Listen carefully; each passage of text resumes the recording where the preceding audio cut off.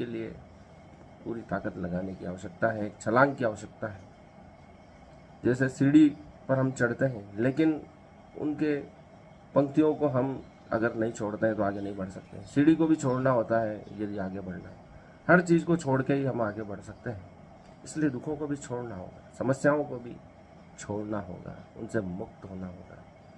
यही भगवान बुद्ध हमें उपाय बता रहे हैं।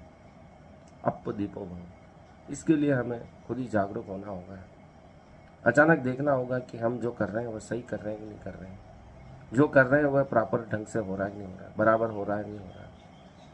हम नींद में सब कार्य किए जाते हैं, और जब वह गलत हो जाता है और वह कार्य चीख चीख कर कहता है कि ये गलत हो गया है, तभी हमें मालूम पड़ता है कि ये हमारे द्वारा कोई गलत कार्य हो गया है। इसलिए भगवान बुद्ध ने ध्यान की महिमा बताई है कि प्रत्येक कार्य को ध्यानपूर्वक, होशपूर्वक करो। जब भी कर रहे हो उसमें मौजूद रहो, और किसी कार्य की कल्पना मत करो जब किसी दूसरे कार्य को कर रहे हो। यही जीवन से मुक्त होने का उपाय है, दुखों से मुक्त होने का उपाय है। कृष्ण भी अर्जुन को यही कहते हैं कि तुम युद्ध के बारे में सोचो, संन्यास के बारे में मत सोचो, क्योंकि अभी तुम्हारा जो कर्म है वह युद्ध वाला है। संन्यास की अभी आवश्यकता नहीं है, जिसकी आवश्यकता है वही तुम्हें करना योग्य है। इसके लिए तुम्हें सकारात्मक होना होगा कि जो भी कर रहे हो वह मुझे समर्पित करके करो। यह न सोचो कि यह पाप है या पुण्य है, क्योंकि जिस कर्म को तुमने धारण किया है उसमें पाप पुण्य देखना तुम्हारे अधिकार क्षेत्र में नहीं है। तुमने क्षत्रिय धर्म चुना है तो उसमें मार काट तो मची रहेगी। उसके पाप पुण्य का तुम दृष्टा बनकर ही मुक्त हो सकते हो, तभी तुम्हें उसका फल प्राप्त नहीं होगा।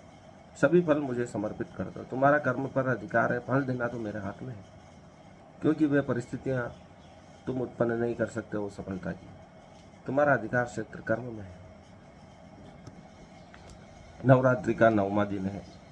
जीवन में सभी के शक्ति और ऊर्जा का संचार करें, स्वास्थ्य का संचार करें।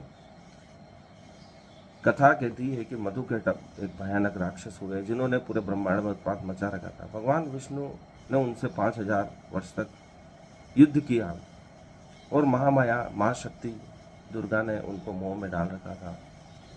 उसके प्रभाव से वे राक्षस कहने लगे विष्णु से, हम तुम्हारी वीरता से संतुष्ट है, वरदान मांगो। तो विष्णु ने कहा कि तुम मेरे हाथों से मारे जाओ। तो उन्होंने कहा ऐसे स्थान पर मारो जहाँ जल इत्यादि न हो। तो अपनी जंघाओं पर रखकर विष्णु ने उन दोनों का वध किया। इस प्रकार शक्ति ने ही